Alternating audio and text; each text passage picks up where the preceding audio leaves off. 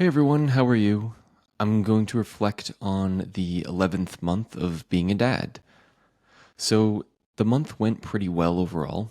My mother in law went back to Brazil, and it's been an interesting adjustment. There's obviously positives and negatives of her being here. I think she was supporting my wife probably as much as she was helping out with our son. So, I think that's caused my wife to have a greater desire to move to Brazil, at least when our kids are really young and potentially for having a second kid. So that's definitely continued to be a topic of discussion for us. And we're kind of preparing to potentially stay put where we are in the US, move to a different spot in the US, or move to Brazil sometime within the next year, probably towards the end of the year. So that's what's going on there.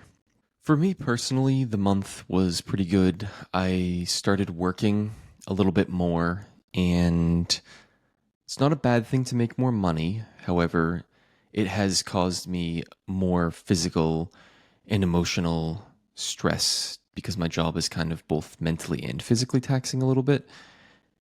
And my wife is constantly asking me to do things when I'm not at work, some of which are obviously valid, others may not be necessary and are just taking up a lot of my time and my mental and physical and emotional energy, of which I have very little extra.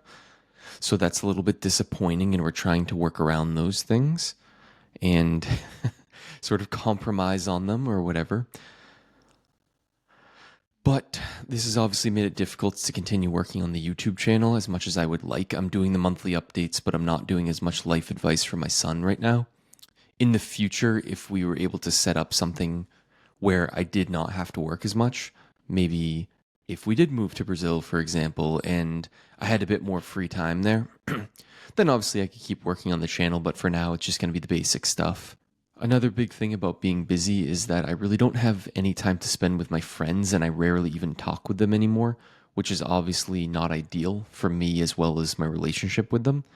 Most people are very understanding, knowing when you have like a 1 or 2 year old child that you're just not going to have nearly as much time or as much bandwidth to do other things.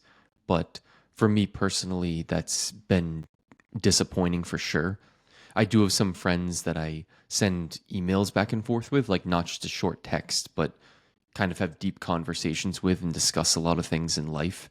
So that definitely has been helpful because I'm used to get back to them within a day or two, and now it might take me several days or even a week, but we're still able to connect really well and have the same types of conversations we used to. And those types of conversations definitely do help me, like ground me in life and reflect on things and get feedback. So that's been really good for me to do. Kind of like the same things you'd get from going to maybe a psychologist, I get by talking with 1 or 2 of my really close friends about certain things. When I have been able to spend time with my son, we've been going to the library locally, which is just around 5 or 10 minutes away. There's a couple that are a little further that we've also visited. So that's been nice because you can read him books, obviously, but also they typically have playrooms for kids. So there's other kids that are around his age. Um, he's kind of a curious kid. He kind of goes up to kids and like tries to see like, oh, what's your hat feel like, or kind of interact with them in ways that some of the kids who are a little more independent or shy don't really do. So it seems like they're a little bit intimidated by him, especially kids who are about his age because he's kind of like big and physically advanced. So I think we need to put him in with kids that are older than him. Maybe they'll be less intimidated and things like that. But yeah, going forward, that may be a challenge just because he is very like physical and not in a bad way, but just his curiosity combined with his sort of physical stature and strength and whatever could definitely get him into trouble. He's probably gonna be with the rough and tumble kids when he gets a little bit older and goes to school and starts making friends, which should be very interesting because in the short run it's fine, but to have a bunch of like, 7 and 8 year old boys who are all like the rowdiest, craziest, most kind of physical boys could be a really big adventure in the future. But in the short term, that probably is what's best for him. and maybe getting him into like martial arts and things like that where he can get out his physical energy and his physicality in a positive way, and maybe learn a little bit of discipline along the way and things like that. So in addition to the standard team sports and skiing and some of the winter sports that we would do in this part of the country, may want to get him into like wrestling and Brazilian jiu-jitsu and things like that, regardless of whether we live in Brazil or the United States. The final thing is we're planning his birthday party for next month, his 1 year birthday party, which will probably be a little bit after his birthday, but close to it.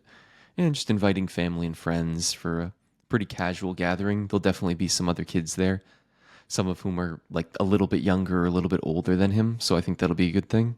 And to just see my family, mostly my mom's side of the family who lives locally. And that about wraps up everything that happened in the month. So I will see you in the next video. Bye.